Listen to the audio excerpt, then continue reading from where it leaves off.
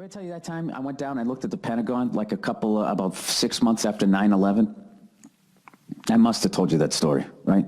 So when I went down to D.C., I mean, I knew, by then you knew that this was a changing moment in history, and it was just like, I wanted to see, like, go over to the Pentagon and see how bad the damage was. So I didn't realize, I was such an idiot, I didn't realize that the Pentagon is like the Pentagon. I thought the Pentagon was also kind of like the Lincoln Memorial, like you could just kind of go to it as a tourist, which you can, but there's like a subway stop and you just get off at the Pentagon, and I'm walking around, there's all these people in like plain clothes, and then you'd see people in like Air Force outfits or Marine outfits.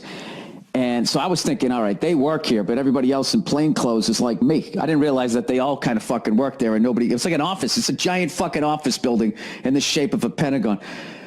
So I start looking around, it's basically a circle with points on it, right? That's what a Pentagon is. How many sides to a Pentagon, Bill? Oh, I don't know. It's more than 5. It's a triangle, then there's a hexagon, then there's a proplexagon. I don't know what the fuck it is. And you know what? I knew it when I had to know it for the test, and that's never come up in my life. You know what I mean? You got a quartet, you got a quintet, that's jazz. I'm out of math, I'm into jazz. But isn't music just numbers put together beautifully? Sorry. So I'm standing there in this pointy fucking circle going, do I go to the right? Do I go to the left? I kind of go left, then I go right, then I start walking back left. Then I'm just fucking start walking around this thing. I'm trying to peek around the corner. I'm like, maybe I should have gone the other way. And I'm basically not realizing it. I'm looking shifty as hell. And of course, there's like 50 fucking cameras on me. Like, what the fuck is this dude doing, right? And I'm walking, I'm looking around, and all of a sudden, this fucking... Was it a Jeep or a golf cart? I don't know what. Just pulls up next to me, and this fucking guy gets out. Like, when Powers Booth ever plays a military guy, he was like that with a beret. Like, that's how much he was decorated, it seemed. No, he didn't have all that shit, but he had some shit on his fucking shirt, all right? And he had the beret, and I remember he got out, and he was like... doing that thing, when someone's about ready to snap your neck and they're smiling at the same time, like that was the look on his face. Like he was showing me his teeth, smiling, but everything else just basically said is, I'm going to pull your fucking throat out like MacGruber. And he came up and he's just like, hey buddy, what are you doing? And he's like looking through to the back of my head. And immediately I was just like, oh, then I didn't know what to say. And I was like, oh my God, what if he knew one of the people that died here? And then I was kind of, it's just, I'm a comedian, I'm in town, playing Teddy's House of Comedy, and just, then he fucking took my name, and then it dawned on me why they were coming up to me, and the whole thing just made sense, like, oh, this is like a military building built. This isn't the Jefferson Memorial. You're walking around one of the most top secret fucking places, and you're looking around, and you look like a crazy white guy, right? So then it just struck me as funny, and then I was trying to hold back a laugh, right? Classic white privilege here, right? I could actually have this guy come up to me outside the Pentagon, and I could still find the humor in it because I know I'm not going to get arrested, right? Is that what white privilege is? I don't know. I'm stuck in this wonderful fucking position. I'm just going to stare into that now, and people just say white privilege. I'll be like, oh yeah, it's unbelievable. Woo!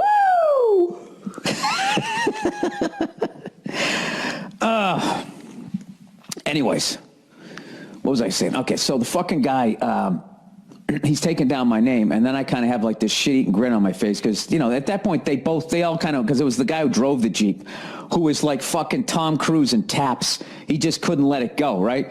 So I kind of feel him staring at me like a fucking lunatic, and I'm like, well, if this guy here with all this shit on his shirt, I can feel him letting me go. You're not going to arrest me, the driver of the Jeep. You join the military to be a fucking chauffeur? Go fuck yourself. So now the comic in me is starting to come up, and I want to irritate this guy, so I really start fucking smiling or what. I was like, yeah, man, sorry. I go, hey, man, you want to come out to the show? And blah, blah, blah. And the guy, he's kind of gone down from I'm going to fucking rip your throat out to kind of like, maybe I'll just, I don't know what, stick a bayonet in your side. He's kind of down to that. Is that less? I don't know. Whatever the fuck it is. I'll just waterboard you. His look of craziness is, I'm just going to waterboard you now. And I get to the end, and he's like, all right. And he gets in the Jeep, and the other guy was just staring fucking like daggers at me, the Jeep, and I was just looking right at him, smiling.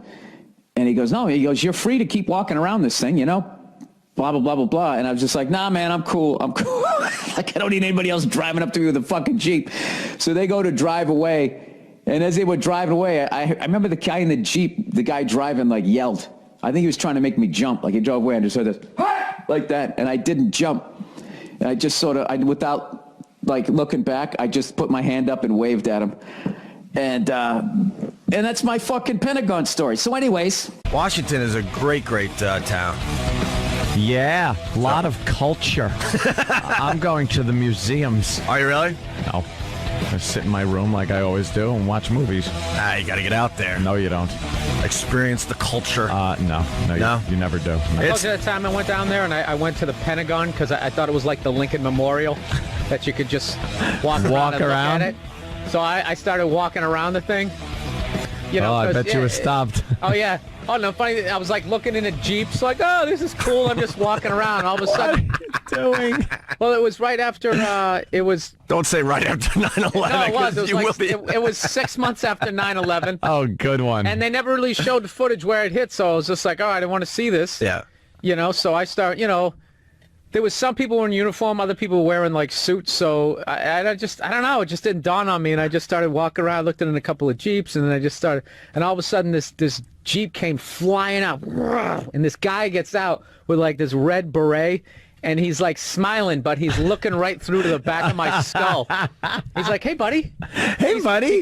He goes, "What are you doing?" And I was just like, "Oh, you know, I'm just sort of just kind of walking around." And the guy goes, "Oh, yeah? That's not what I heard." And I was like, uh-oh. That's not what I heard? Yeah, Oh, no. He goes, "That's not what I heard." He goes, "I heard you were walking around looking in Jeeps, acting suspicious." And the reality was I was like, I wonder where the plane hit. Do I walk around this way or do I walk around that way? So I kind of did like a back and forth thing. And I was looking looking suspicious. I was brutal. So I had to be like, and I couldn't say why I was there, you know? Did they haul you in? No, they started asking me questions, and I just said, "Look, I'm a comedian. I'm in town. I was working this place, Teddy's House of Comedy, down there, and Teddy's House of Comedy. Welcome to Teddy's House of Comedy. I don't understand about that's comedy where my club. career was. That's where. But my I don't career understand was. these comedy club owners. They can't come up with better names for their clubs. Oh, they're terrible. Teddy's House of Comedy. That's not even a bad one. Laughter Hours. Oh, Oof. Laughter Hours. Yeah, like New York Post headlines. Yeah. What is the name of it? Bunch of puns. All right, anyway, I don't want to get you off track. So He just ends up taking down my name and whatever, starting some sort of file, I guess. Oh, no. And then I go, look, man, I didn't realize that this, now I'm really starting to think like, yeah, dude, this isn't a tourist attraction. This is where they plot out. Yeah, wars this is and where they plot out world domination. covert actions. Yeah, and, like I was going to take a tour. I'm an idiot. and you're peeking. You were peeking into things. I was looking at the Jeeps like it was an exhibit. I'm surprised I didn't get in one and start, pretending I was driving. Like This moving. is great. Can someone take my picture? Yeah, and perfect. Just white male, mid-30s. I mean, I just had everything that they were looking for. That I was a psycho. Some wacky militia guy. So then I go, look, man, I was walking around, look at it. I go, all right, I'll leave. And the guy goes, no. He's like, you're free to walk around the whole thing if you want. And at that point I was so freaked out. Like, no, dude, I'm okay. And I walked away and I was kind of laughing. And then one other Marine all of a sudden just kind of yelled out, and he was trying to like scare me or whatever. And I was just, He did that for his buddies. Like, watch this. Yeah, you think the football players didn't do that in high school? I made noise. No, my problem with Washington, D.C. is I'll go in front of the White House every time I go down there, and I get this urge to I'm not even kidding, to climb the fence to see what happens. Well, that happens every so often. I know, but I get that feeling like, why don't we just see what happens? Same end result. You get tackled on the lawn. Hopefully you get tackled and not shot. Oh yeah, pre 9/11, that was a wacky frat stunt. Right, yeah. right. Hey, what Opie did. See how far you get, man. Yeah. Before you get tackled by Secret Service. I think I can make it to the front door. Yeah, sure. And all you got was like community service back then. Now it's like you get prison, torture, Guantanamo. Well, what is that? We all have it in our brains. Like, I get the urge to do that, but I don't. Like, I used to watch come into the city from Long Island and go see a lot of talk shows with my mom and my family. Like back in the day, Phil Donahue and Montel and the rest of them. And I would Sally Jesse.